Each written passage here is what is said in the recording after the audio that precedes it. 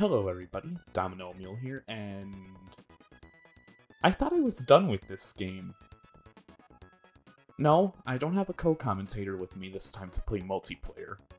I want to do that eventually, because this game is actually really fun. But it turns out I missed the post-game. For good reason. Because if I go back to the normal courses, the main game, to unlock the post-game, you need to get gold and silver medals on all the courses you've played. And to do that, you need to get first or second place. And I got all these gold and silver medals through completely 100% legitimate means without using the rewind feature of the emulator. But yeah. Basically, when you get bronze medals on all the courses, you unlock the extra stages for the multiplayer courses. Cool! I don't have anybody to play with. If you get silver or gold medals on all the courses, you get the extra courses for single player. So,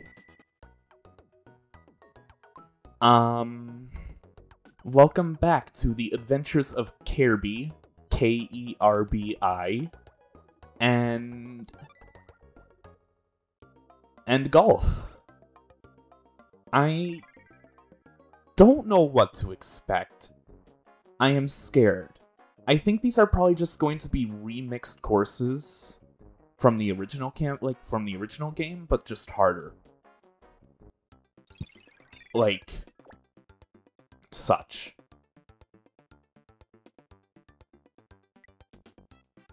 I mean, I guess I'll just go for the straight shot.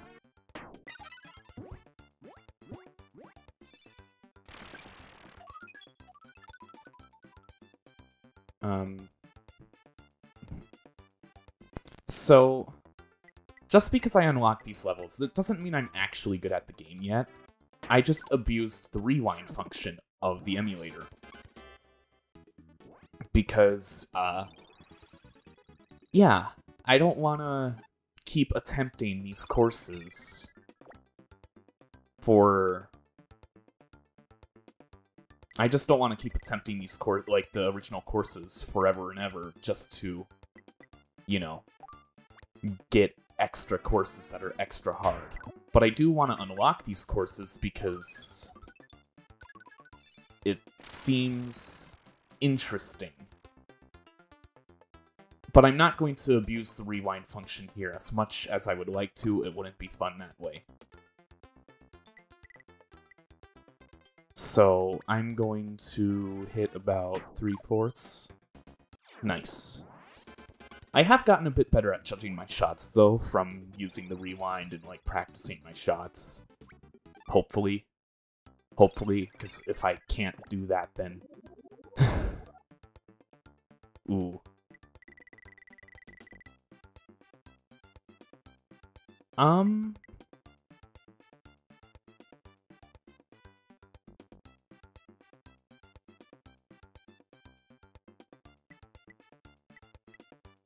Is there a way to get up there?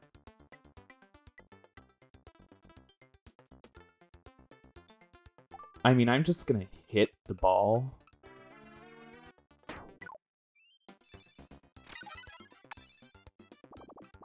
Oh god.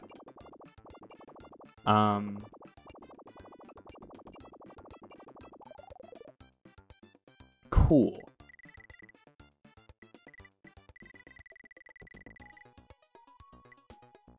So, what I plan on doing is going straight to the arrow and avoiding the rock, because I want to leave that rock for last. And then I just want to go about 3/4 power and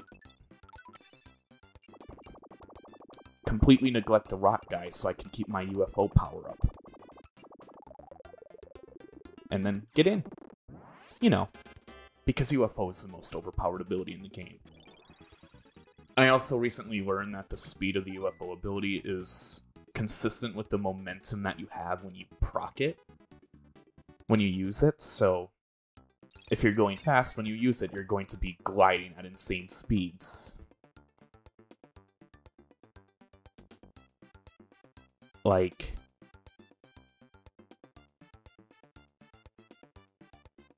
I mean, I don't know, I'm just gonna go full power here.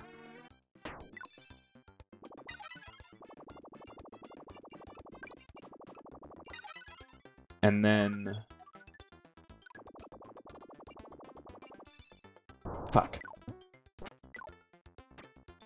I forgot that I didn't have UFO anymore. So I accidentally used Fireball instead. It's not gonna matter what kind of spin I use because I'm gonna dunk the hole anyway. Okay. Even though I haven't gotten any holes-in-ones yet, or hole-in-ones yet, 2s and 3s aren't bad either.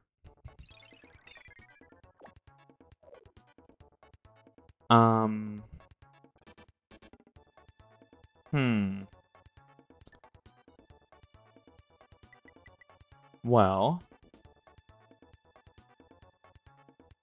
I'm just gonna go.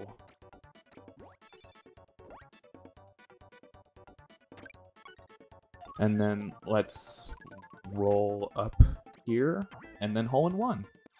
Nice. And then I get a 1-up. Voila. I'm actually okay at this game now. Even though this is only the first extra course, and there's much more to come, and it will kill me. I'm scared.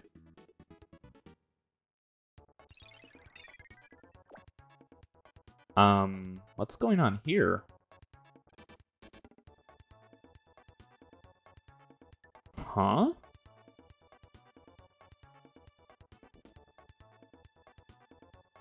Well, what if I just bounce with some top spin?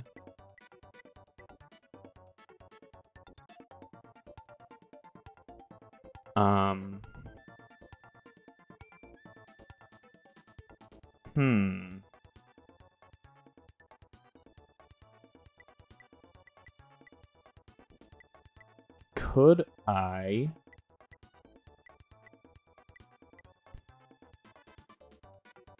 I can bounce off like that. So that's what I'm gonna try and do.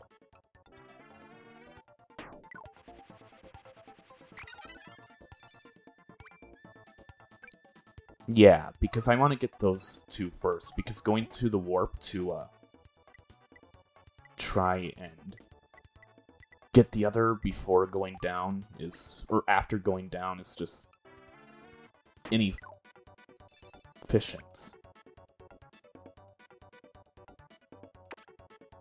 You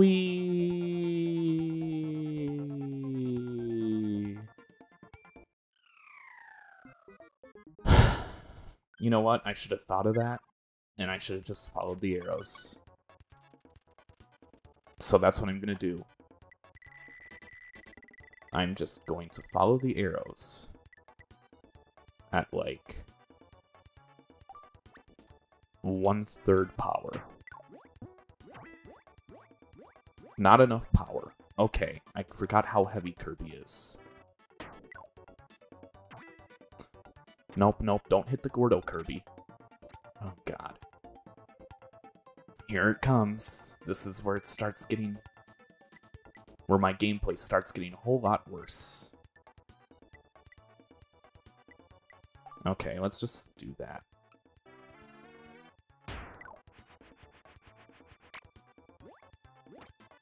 Bounce, bounce, bounce. Get in the hole.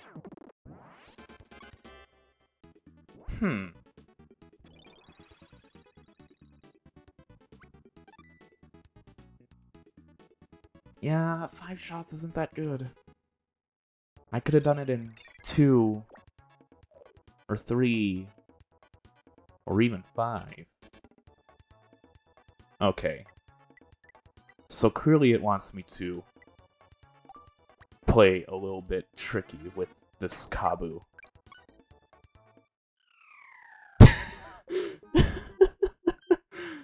I got the Kabu, that's all that matters.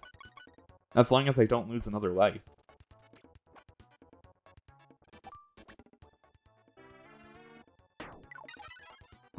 Slide on the ice. And then I should be able to slide right in. Or not. Cool. Put in that much power and I'll go in. Yay.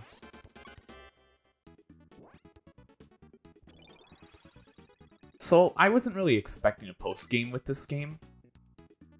I guess that sentence was a bit redundant, but I was just kind of expecting to be done after the, like, 5 episodes that I recorded. Which, part of me is kind of glad that this game isn't over, but part of me is also dreading what comes next. Because,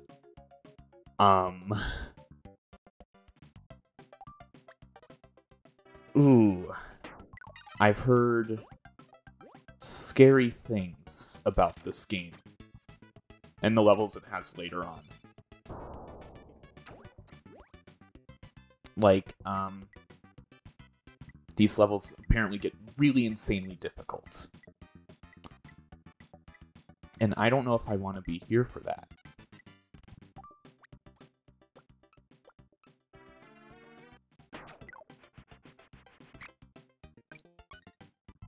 But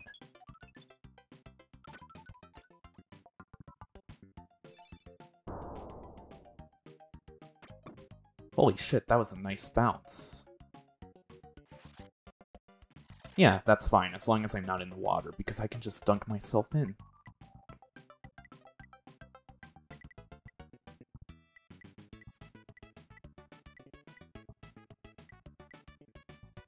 And then let's go left.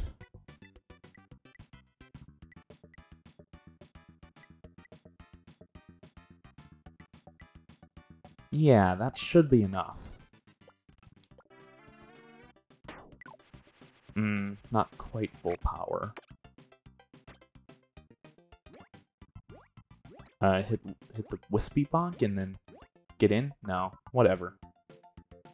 It would have been a miracle if I got in anyway. Also, I just want to realign my shot just very slightly.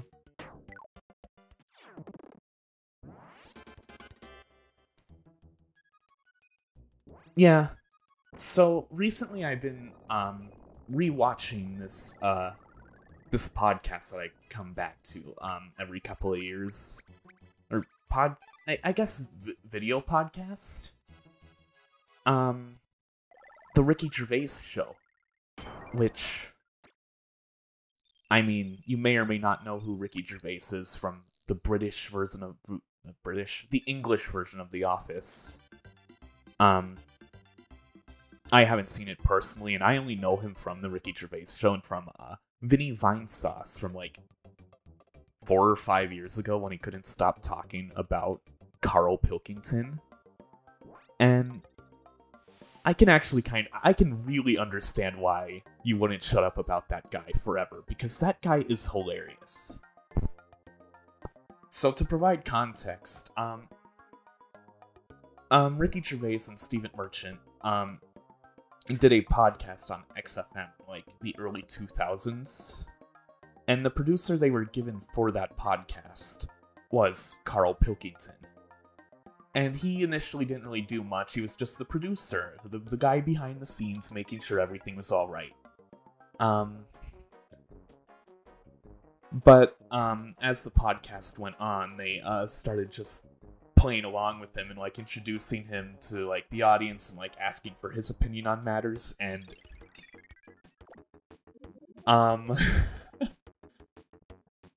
Carl Pilkington is really unique. Like, really unique.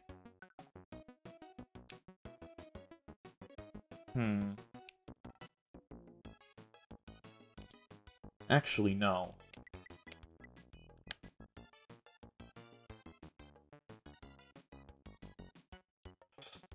What do I want to do? Do I want to try and go for a half? I won't have enough speed when I do only a half shot, so... Ooh.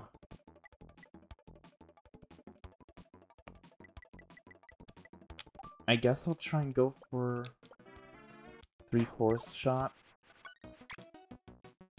Try and get this Waddle Dee while I'm at it. Get this Waddle Dee. No! Jeez, fine. Because I can't get that guy without going off the ground. But yeah, Carl Pilkington, he was the original producer they had. And,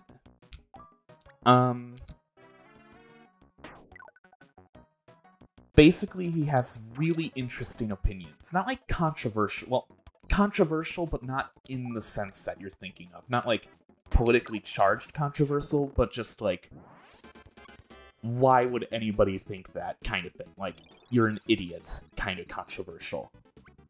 Like, conspiracy theorist controversial. And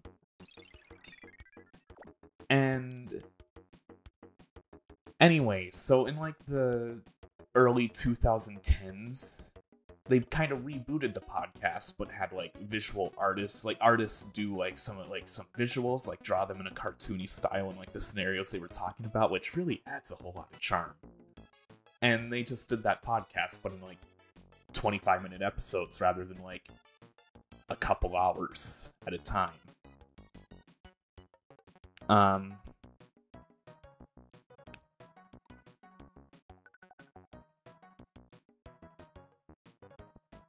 Okay, I know what I'm supposed to do here.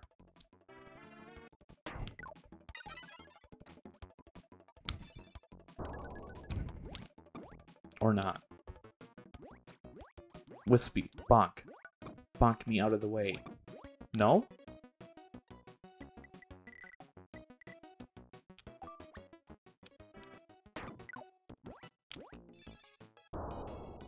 No, don't do that! I thought Fireball would go over the Wispies, in, this track, but I guess not.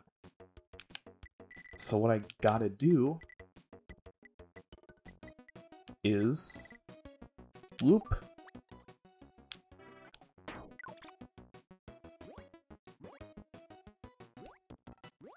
Damn it, I didn't hit either of them.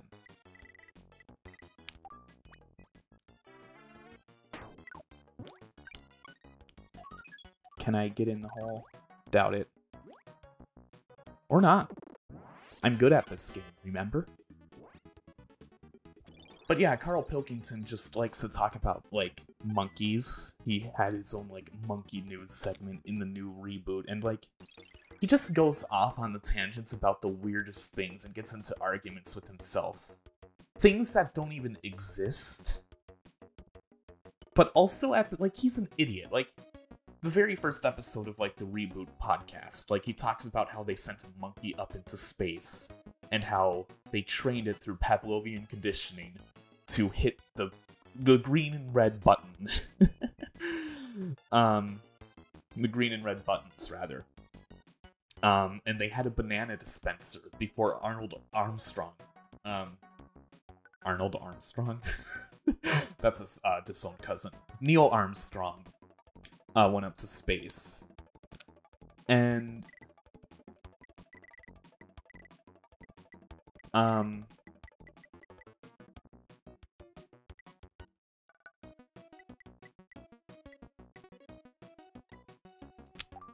yeah, I'm just gonna curve this baby as much as I can. Okay, I guess that didn't work.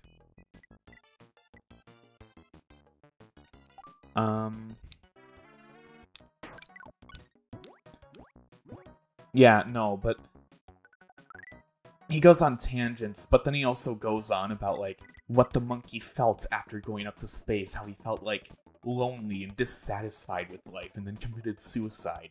Like, jeez, you're giving this whole monkey a backstory. Like, it's just really amusing, and, like, the way Carl says stuff, like, he means one thing, but says it in the way of another. Like, basically, he incoherently rambles about stuff that actually exists.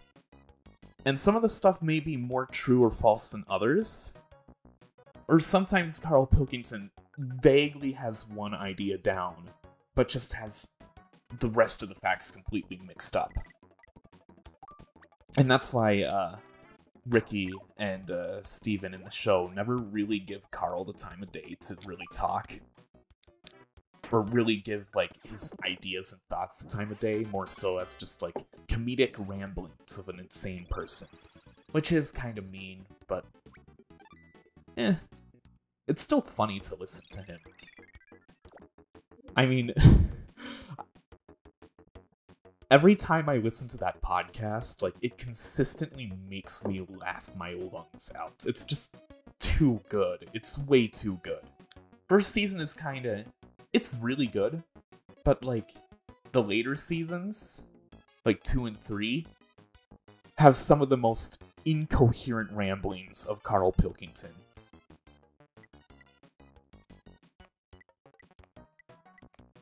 Oh, I could put backspin on this, too. Well, I just want to put... Honestly... I might want to put a bit of backspin on it.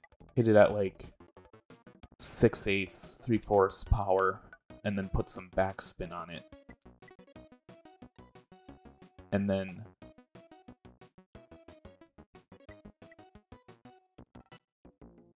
I mean, that would hit the Kabu, but I don't want to go into the sand bunker.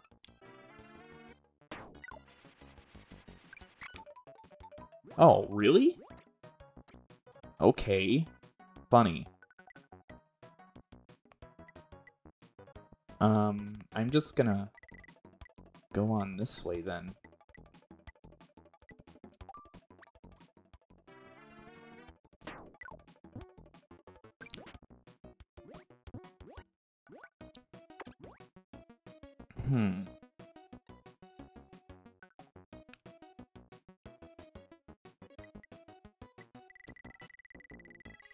So yeah, I just listened to one episode in Season 1, because I've been rewatching that, because, as you could kind of tell from the previous episodes, I've been feeling a little bit weird, and I needed something to cheer me up, and also to get me out of the boring hellhole that is living in a dorm, all alone, with nobody to really talk to, in college, with, like, not even really a whole lot of homework to keep you occupied, so I'm just kind of there, with nothing to do.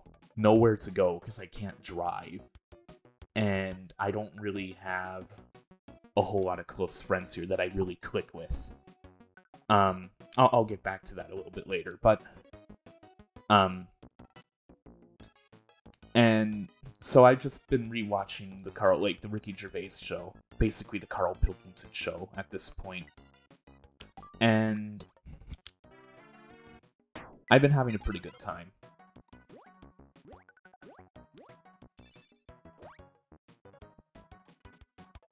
Why did I try that? Why did I try and do that?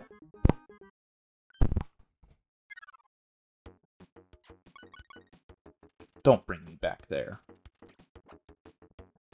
Oh, great. Now I gotta spend a shot just to reorient myself a little bit. And then now I can go up. But not completely, because I need to hit it that far, and then I can rock.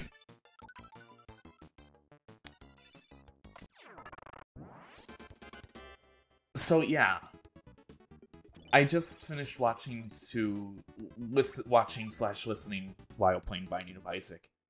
I finished watching the episode where Carl Pilkington like talks about how he started writing a diary, and he mentioned, like, do people think in their own accents? And the answer is yes, of course. But it kind of brought on the whole, like, topic of, like, Ricky saying, like, wait, you think in words? And Carl being like, yeah. And I guess Ricky and Steve think in images. And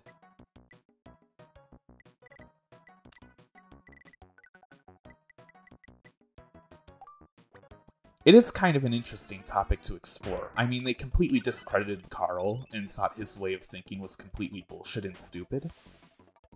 Which, no, not actually the case, because as somebody that only has a monologue, an inner monologue, and no, like, images to think with, because I have aphantasia, like, it is kind of interesting, like, but it's kind of interesting to think about, like, the differences of how people that think only in images and people that only think in inner monologues think, like, and stuff like this is what really fascinates me, like, psychology. Because, like,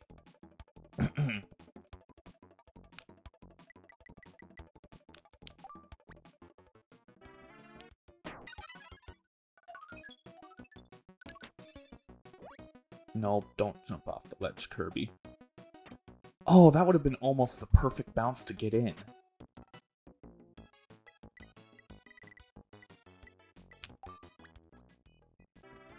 But, like, yeah, I'm really curious how people without internal monologues think. And apparently they just kind of think of doing things, or think of things visually? Like, imagine them happening? Or, like, before they speak, they probably imagine themselves talking to somebody in the way that they do. Or, like, visually in, like, a certain tone or manner, and then, like, repeating that image in real life? I don't know. I really don't know. Like, I really want to know how conversation works with somebody that thinks with a visual mindset, rather. Because,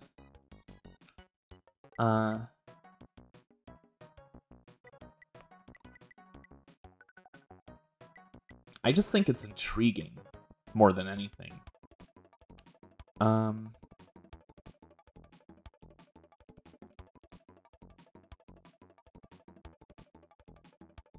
The only thing different about this course from the original is my starting spot, and also there's a Waddle Dee.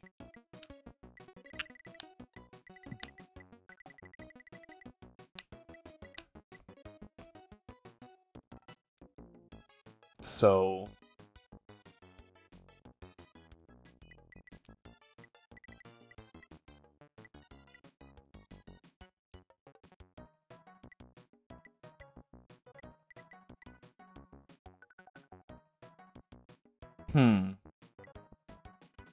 So I need to get this Waddle Dee.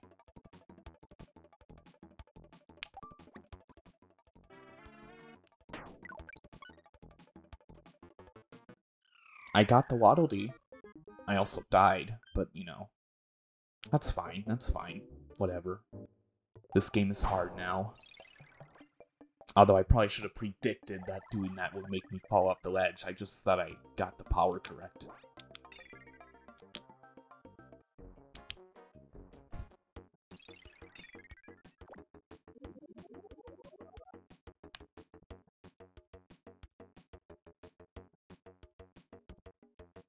Do do do do do do.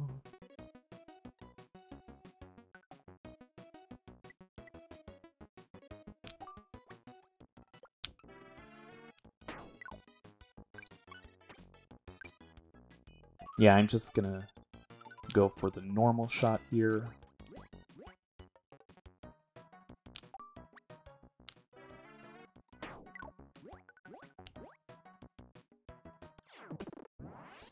So, like, when I talk to somebody, or when I think of doing something, I basically have an internal narrator in my head that speaks in my own voice / accent.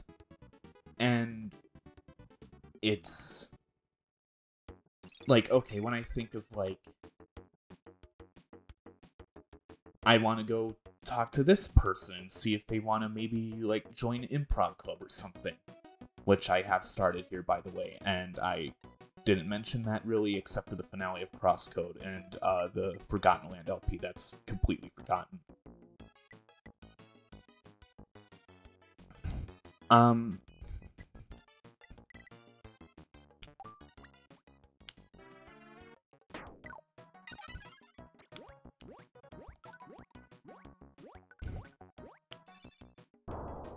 not gonna hit the Wispies.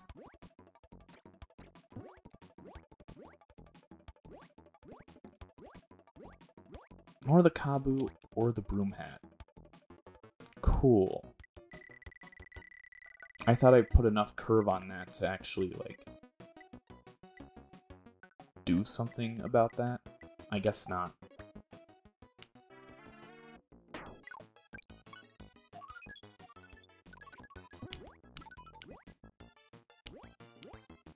Come on!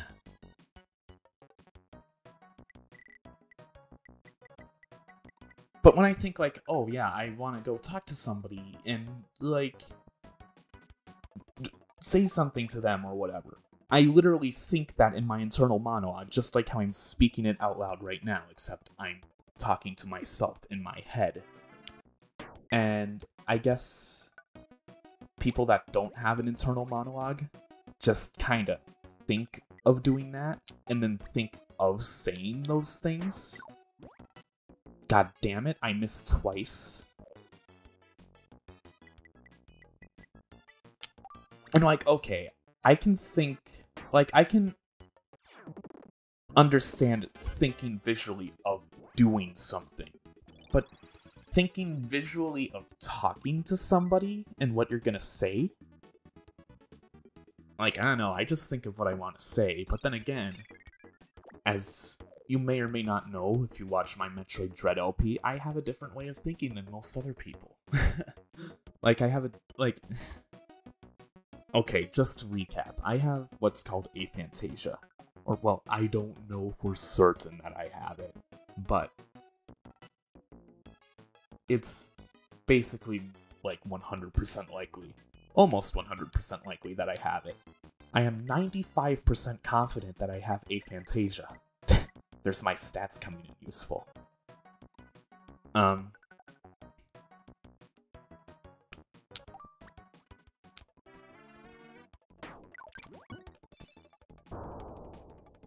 come on. I wanted to get in the rotatey thingies to hit the Waddle Dees.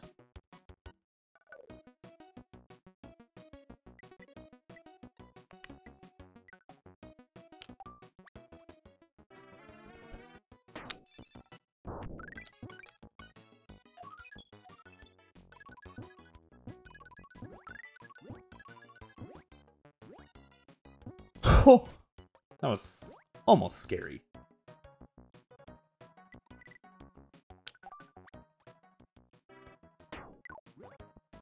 But yeah, with aphantasia, I don't have a visual imagination. When people tell me to imagine being in a beach to relax myself, like in a yoga class or something, I literally can't do it. I can't put myself in the setting of a beach in my head, because what I see in my head is nothingness. It's literally just a void. It's nothing. And apparently, it's really common. Most people are able to visualize any kind of setting that they're in. Like, literally, and put themselves in that setting.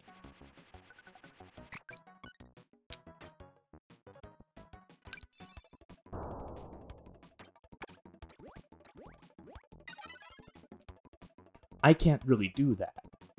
So,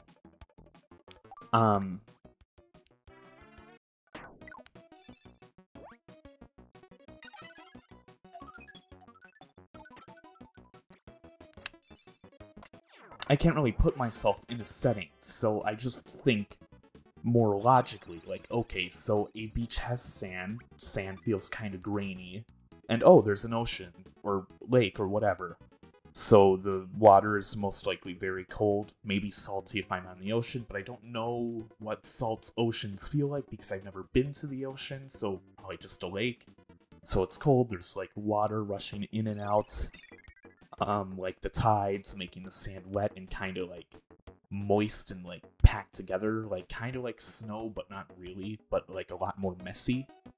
And then like, oh, like there are rocks, and they're probably like, if they're in the sun, they're like sun-baked, they're like hot to like the touch. And there's ones underwater, and like you could skip stones, and like depending on how far out you can see, you could probably see the horizon, and then like you could see like seagulls or like some kind of bird near the beach, maybe some trash depending on how dirty the beach is. But they probably don't want me to imagine a dirty beach because I want to calm myself down, and, like, I think through all of these things in an instant. What I just spoke is what my mind processes in, like, 5 seconds of thinking about a beach. Or, like, 10. 5 to 10 seconds of thinking about a beach. Like, speaking that out loud is very complex, and I'm making it sound very convoluted, because you're probably just saying, like, a beach is a beach, you don't have to overthink it. But for me, I literally have to, I'm overusing literally.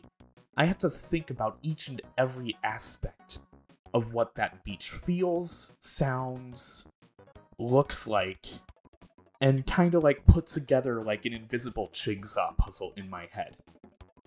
Because I can't see it. So I'm basically... Yeah. That's basically what it's like to have aphantasia. And while it may sound complex and difficult to deal with, it isn't. I've gotten used to it. I didn't even know I had aphantasia, or that I thought, like, in methods much different than most other people in the world until, like, 7 months ago.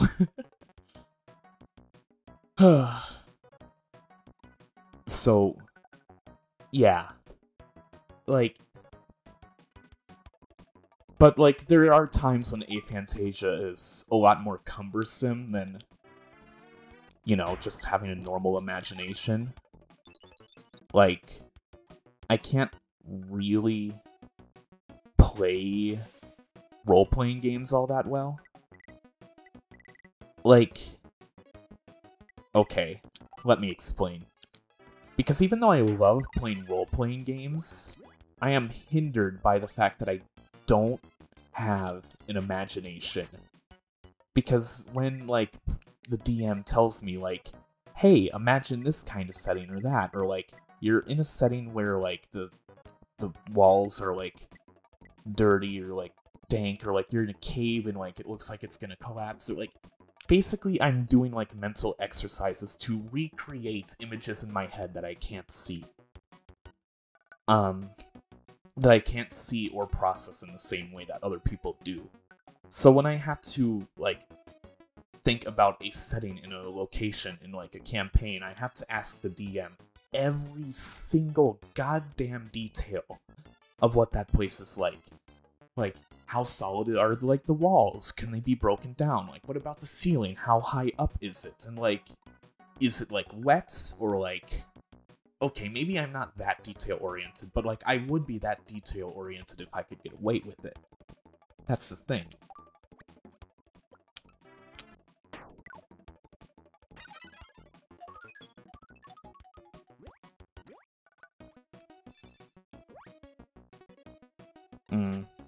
Unfortunate.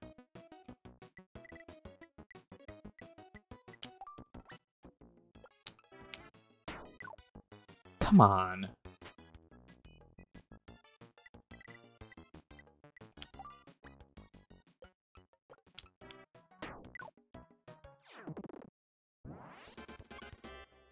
So, yeah. Like, it just kind of brought me back thinking about, like, what's it like to even have, like, a picture in your head, an image in your head, because some people theorize that aphantasia is genetic. Not many people really know how it works because it's only been recently discovered. And while I can't be 100% sure that I have aphantasia without having an MRI scan to, you know, check my frontal lobe to see whether it's registering images or not to my brain. I'm almost, like, completely sure I have it. And I talked to my sisters about this, and all 3 of my sisters have aphantasia. If that's not a correlation between aphantasia and genetics, I don't know what is. But the other weird thing is that both my brothers don't have aphantasia. So I'm the only guy in the family that has aphantasia. All my sisters have it, but my brothers don't have it. One of my brothers is only visual imagination, like I was talking about earlier. And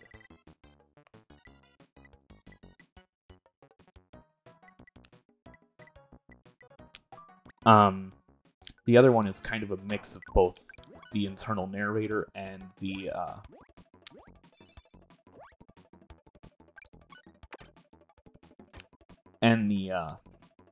visuals. And I asked, like, my brother, like, what's it like having a visual imagination? And he said, like, oh yeah, like,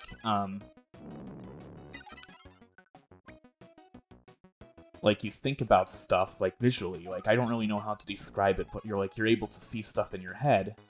And then when you, like, imagine it, like, you see the visuals, and, like, sometimes you can kind of give yourself, like, a crisis, like an existential crisis. Like, if you think about, like, an apple, and then the tree it fell from, and then the landscape the tree is in, and then, like, the planet in and of itself, and then, like, the solar system, and, like, then the entire universe. Like, you give yourself a bit of an existential crisis when you think about that stuff.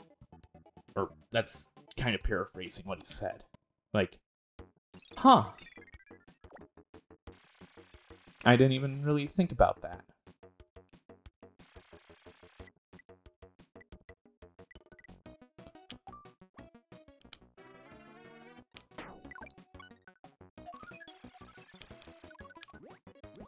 Fuck.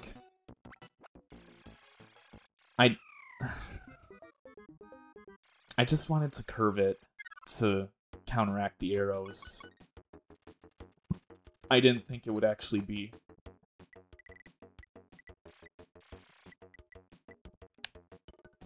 Yeah, let's just do that.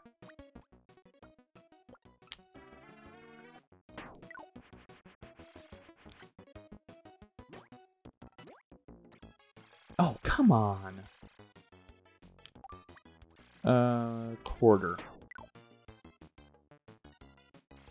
How am I supposed to hit that? This is like a scary shot. Like, legitimately scary. Never mind, it's not scary. It's perfectly fine. I'm a pro at this game.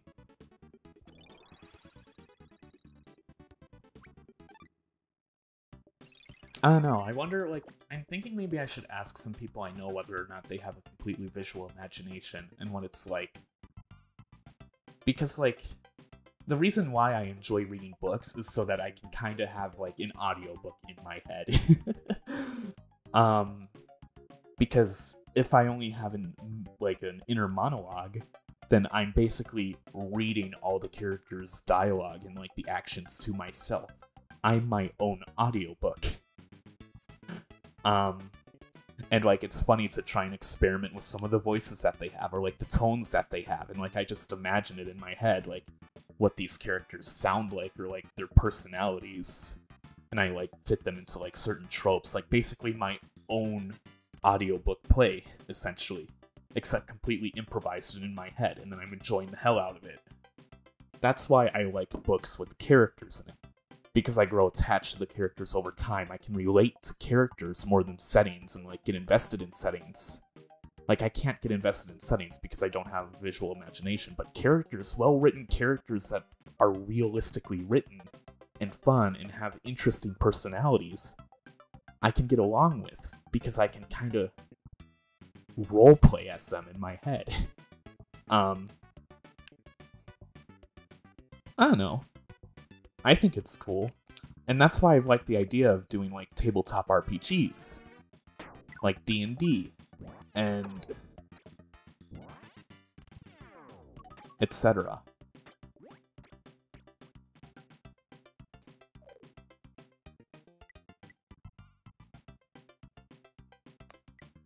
I guess I'll put a bit less power behind it.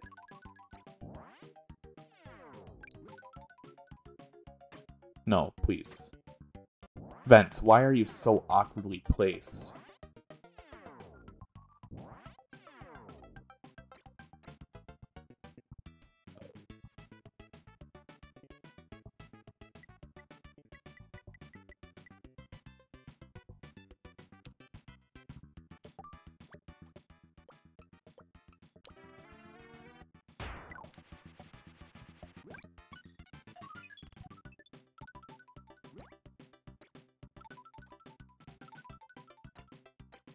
I hate this level. This level fucking sucks.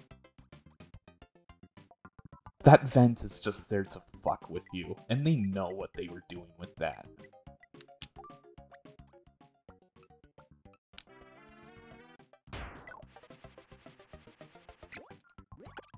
Come on! Vent! Why is this vent so annoying?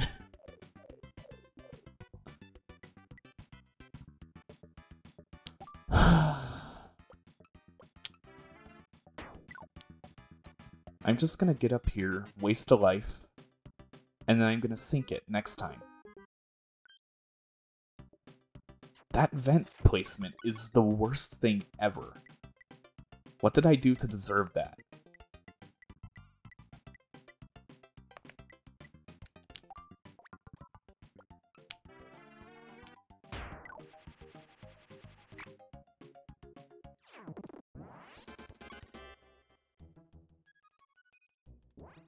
So, yeah. I mean, I don't know, that's just kind of my, like, experiences with Aphantasia. You know what? Fuck it, I don't care how long this episode is. I don't really care. This is just a fucking spin-off series that nobody's gonna watch for whatever, because this is running at 45 minutes. I'm enjoying the conversation, and I don't think I'm gonna quit in, like, another 20 minutes, so why not? But, when I've, like, okay, so one of my friends from high school, that I have her contact information, we bonded over Persona 5, oddly enough. Like, the first time I met her, she was kind of awkward and shy like me, but, like, then, like, I mentioned, like, oh yeah, like, I'm playing, like, Persona 5 right now, and, like, Xenoblade or whatever. She's like, Persona? And then we just kind of clicked from there. We had like a chemistry going. It's very rare that I actually like meet people that I immediately click with and just want to know more about and am interested in. Like, but like she has similar hobbies as me. Like, she plays video games. She watches anime. Both of us are huge nerds of both. And that's about it, really.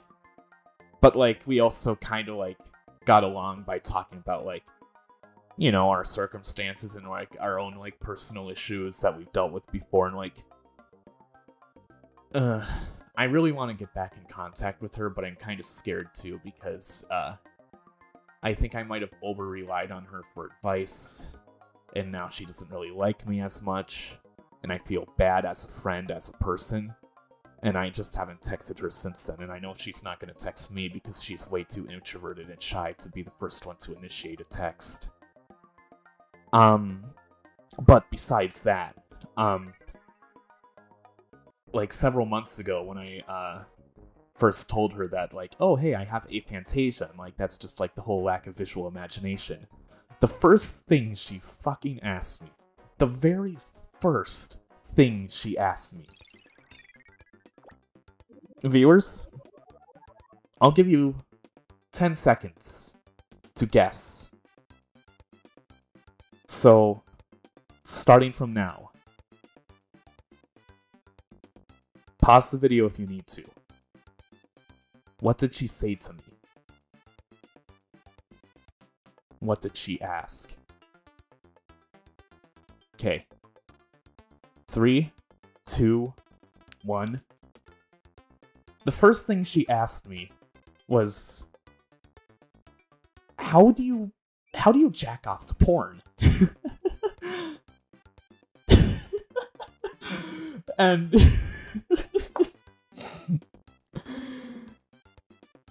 when I heard that, when that was the first reaction she had to my whole rambling about aphantasia, I just fucking put the phone down and died of laughter.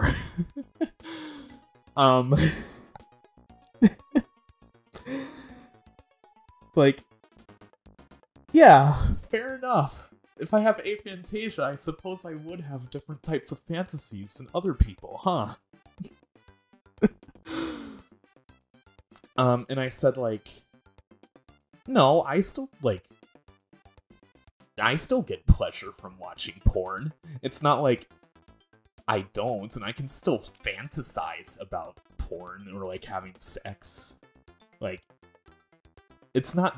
I don't imagine it's that different from any other guy or girl that is fantasizing about, sexual pleasures. But I guess for me, I'll go into some detail, but, like, I don't know, like, after that, like, whole, like, topic, like, we just went into, like, a whole, like, kind of conversation about our, like, porn preferences, and let me say, if you can talk to a girl about what type of porn you like, and she also tells you what type of porn she likes, maybe you guys are really good friends. Maybe you guys really get along together. I don't know.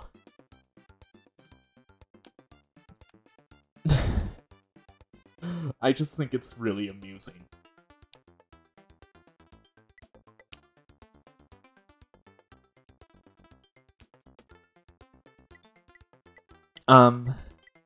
No, but, like, to go into some detail about how I, like, maybe get some kind of pleasure out of stuff.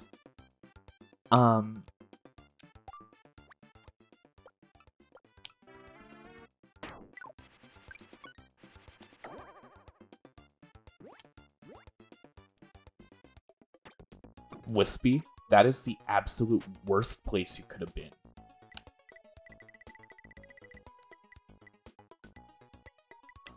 But I guess to go into some detail about how I fantasize about stuff.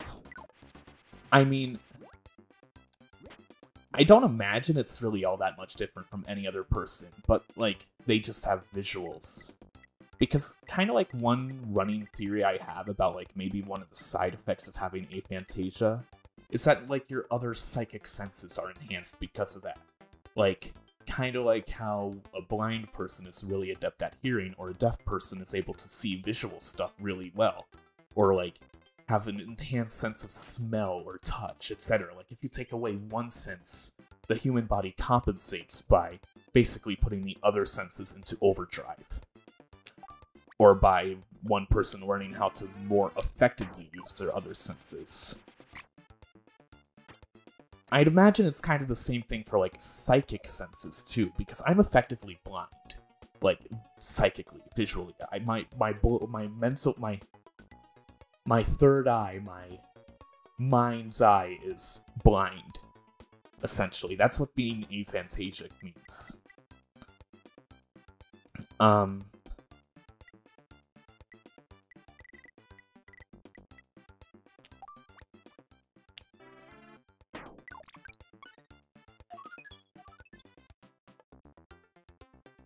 So,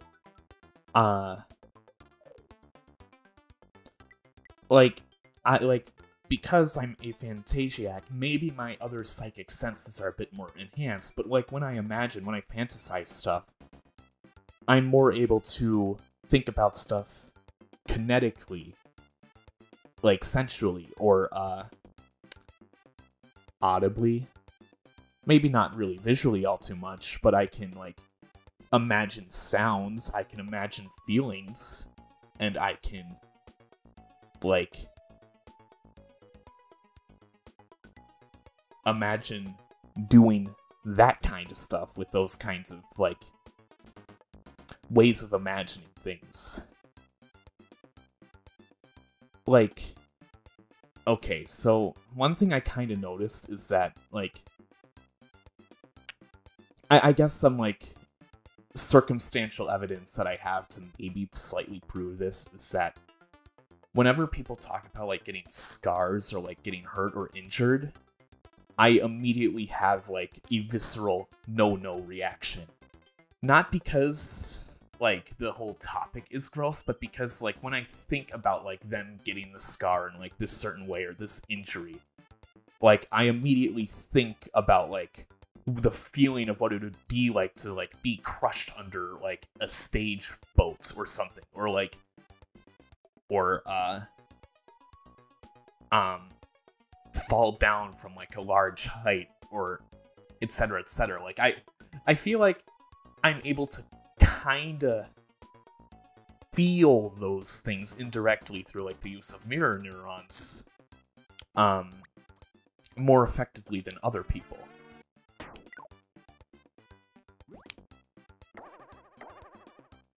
So, yeah. So, like, when it comes to, like, maybe pleasure, I'm probably able to imagine and roleplay and, like, create scenarios for myself that are just as effective for me as for somebody else, just through different means. I don't know. Basically, I'm just bullshitting and talking off my head right now about this stuff. But, yeah. Apparently most people, when, like, they have pleasure, they imagine the visuals of seeing a naked girl or guy, or etc. I can't do that, so I have other means.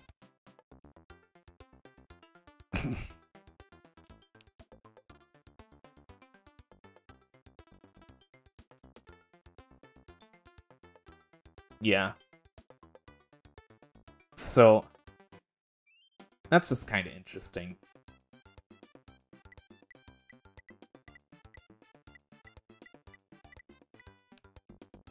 How am I supposed to do this?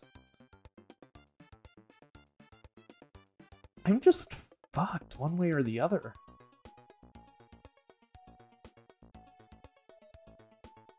Because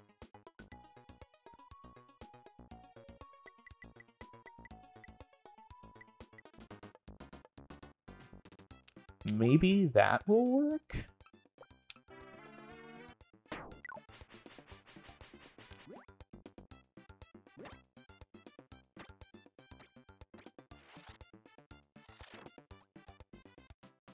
Huh.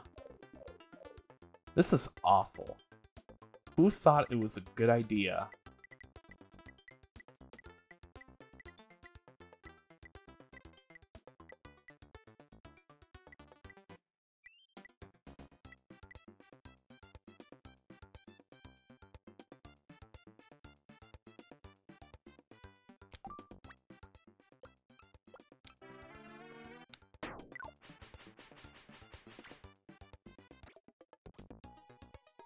That's fine. But who thought it was a good idea to put Kirby at the back end of this stage and have to traverse back, avoiding the warps and shit?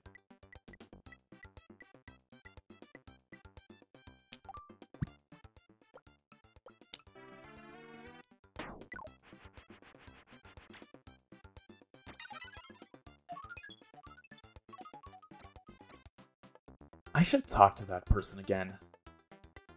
She's really fun to talk to. I've just been a bit annoying to her, and I can tell. She doesn't really like hanging out with me all too much. Or how I've been recently, because every time I've talked to her, like, and like the last time I talked to her was like a few months ago, and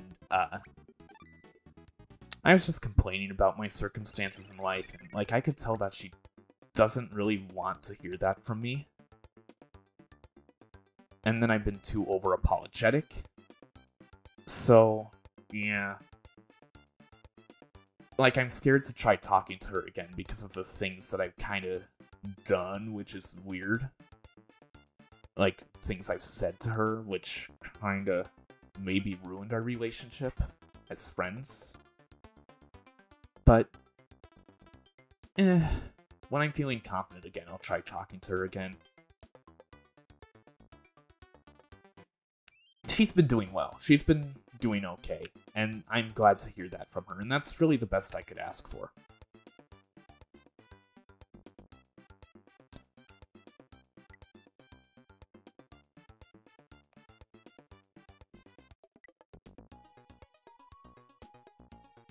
I mean, do I really need to do anything else? Couldn't I just bounce back? And that, yeah, what was so difficult about that?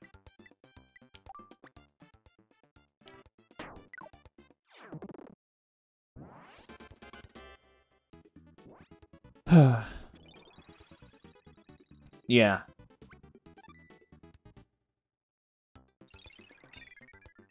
How did I even get on this tangent? All right, Carl Pilkington. He's a funny guy. If I had to choose to meet, like, one celebrity, like, if I could meet one and only one celebrity in my lifetime, and I could choose who it is, I would immediately choose Carl Pilkington. Just because his way of thinking is so interesting, so, like, absurd.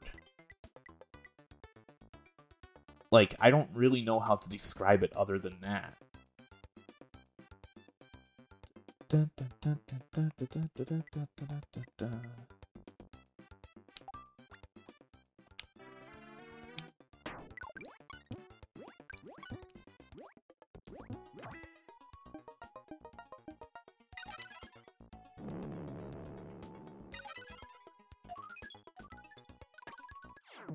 Nice.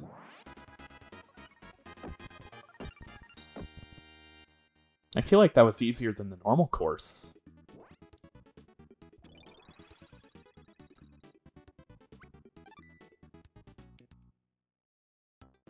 Because, like, yeah, I just really want to meet him. Because, like, his whole, like, thing in the Ricky Gervais show is that, like, he was genuinely talking about that stuff. Like, in all seriousness, like, all his ideas and interesting, like, idiotic ideas, but also still somehow genius at the same time. Like, he's an idiot. Like, I'm not going to take any of his ideas for granted, but there's actually some kind of, like, small grains of truth in what he says, despite how absurd it is. And I just want to meet that guy in real life. He seems really funny. And I just want to have, like, a casual chat with him about, like, maybe philosophy or, like, just life or something. Like, how he came to be in the positions he was, like, being, like, the producer of, like, XFM, and I don't know. He's just a funny guy, and what can I say other than that?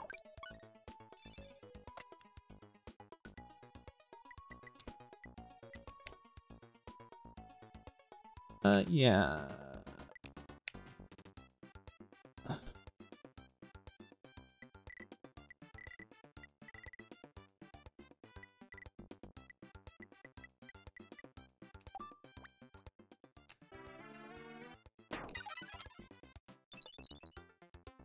Fuck.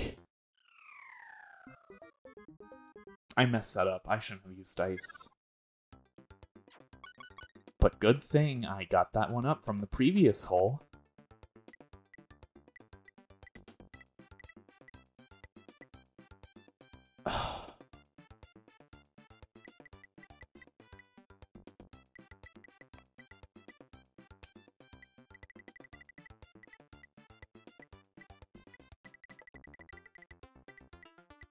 No matter how I look at it, I am going to need that needle ability to stop myself. And that's what I was trying to go after in the first place. I just failed. So, I just need to hit this enough to get the needle ability and then stop. Because I need to do that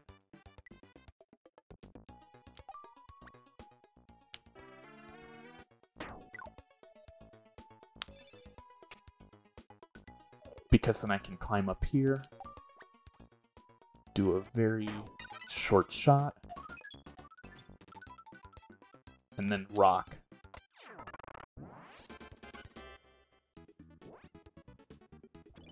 Yeah, like, I don't know, I think it would be interesting to talk about, like, the universe with him or something, like, because my astronomy class is really interesting, yet also kind of difficult, as astronomy should be. It's difficult to, like, grasp, like, all the concepts in astronomy, because all the concepts, a lot of them are just theories. They're just theories. Like, don't take any of them for granted, but you also shouldn't completely discount any of them either. So, like, what's the truth and what isn't is kind of difficult to determine.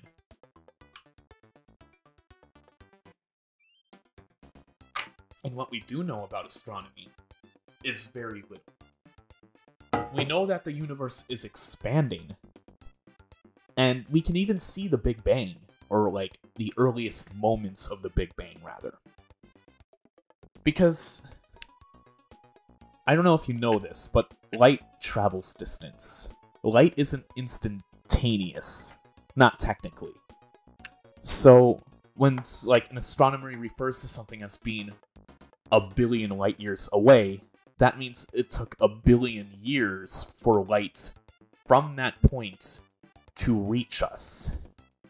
So, basically, when we look into something that's 1 billion light years away, we're looking 1 billion years into the past at that moment.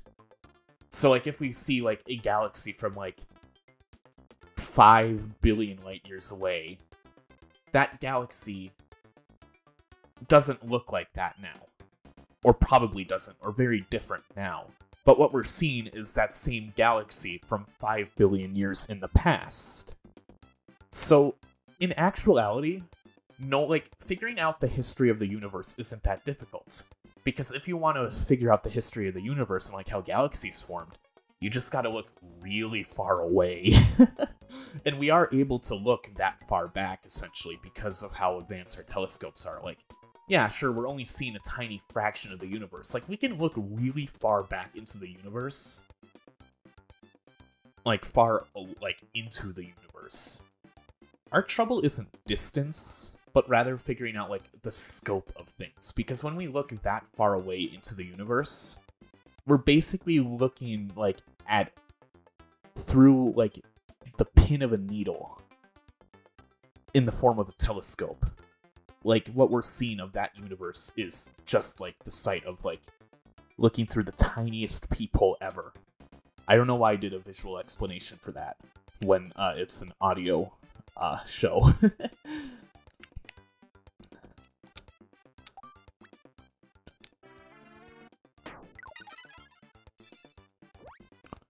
So, I mean, yeah, like, we've been able to, like, see the Big Bang through, like, infrared waves. But, like, when people hear that the universe is expanding, I feel like most of them imagine that, like, the universe is, like, actually, like, expanding. More and more of it is being added.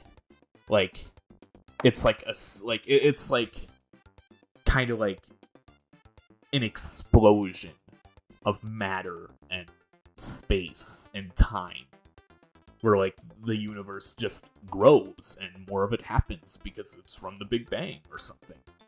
And that is kind of true, but not really. Because the expansion of the universe is more like the balloon. But, like, not, like, three-dimensional. The universe is the two-dimensional surface of the balloon.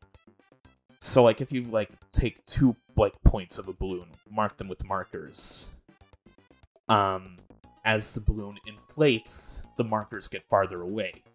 And that's why all of the galaxies in the universe are moving away from us. Everything is moving away from each other. It isn't like the universe is growing. It's more like the universe is inflating. And everything that we see is getting farther apart from each other. So, like, yeah, while the universe is growing, it's more kind of like a... It's hard to explain, but I think you kind of get the point. So, that being said, if the universe is the entirety of the surface of a balloon, like...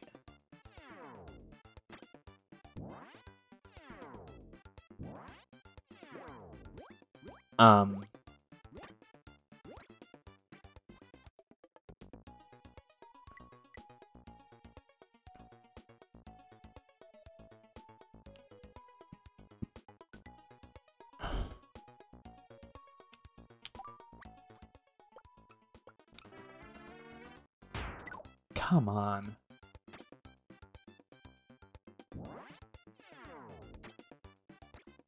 Why can't I hit this guy? I guess I could have left him for the hole, and that would have been smarter. That would have been a lot smarter. But yeah, like, people, like, think that the universe is endless. It really isn't. It's just growing at a speed faster than the speed of light, which is technically impossible for matter to do, for any kind of mass to do. And light can't go faster than the speed of light, but considering, like, the universe is growing because of a space-time phenomena, like space-time literally expanding, and space isn't light, it's more like things are moving away, but also being, like, moved from because of space. Or maybe they're not moving away, but they're being moved, not moving. There's a difference. And space is being distorted, where it's moving faster than light, technically, the expansion of the universe. Also, why did I go that far? Why did I go that hard? Can I take that shot? No, I'm not going to take that shot back.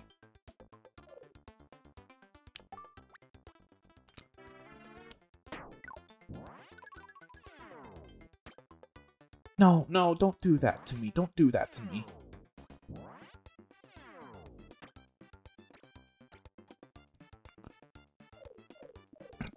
And, I mean, yeah, sure, all of this is, like, theorized and speculative. But, like, learning about, like, the more, like, scientific theories about the universe and, like, how it works kinda made me realize that, like, a lot of the sci-fi stuff that we have out there is very unlikely to actually be true. Like, yeah, sure, like, wormholes could exist. Warp drive could exist, but, like, it's all just, like, it's loopholes. It's loopholes in theories for astronomy.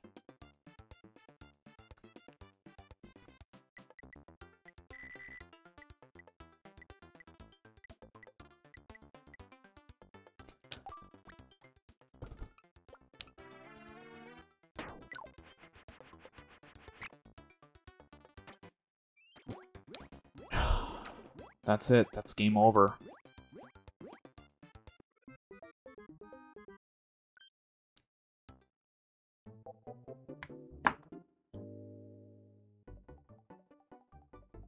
I don't know what I was getting at, but, like, thing is, like, learning about the universe has kind of made me realize that the existence of aliens is much more unlikely. Because if, like, aliens came from a distant planet, like, millions of light years away, they... they would be seeing us from millions of years ago if they were able to somehow observe us through technology. And yeah, they could probably bend space, but, like, I don't know, I kind of doubt that.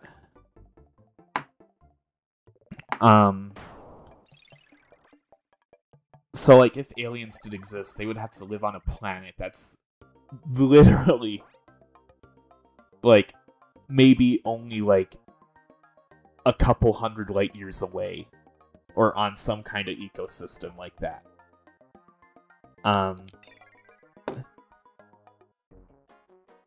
So, like, yeah, like, if we don't know whether aliens exist or not, they probably don't. Or if they do, they don't know about us. Because they would be so far out. And honestly, who would ever want to meet us anyway?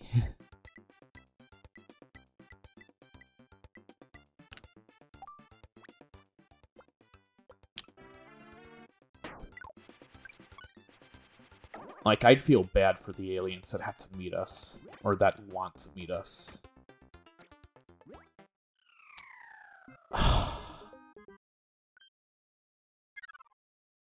This is awful. Why?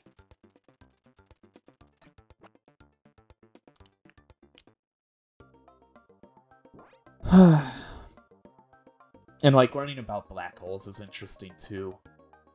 That's kind of fun. They're literally holes in space-time, the universe.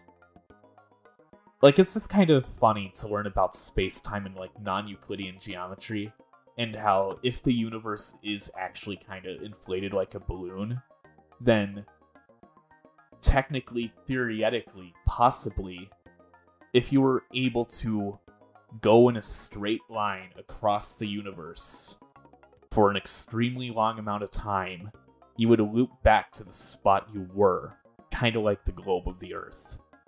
Which is really funny to think about, because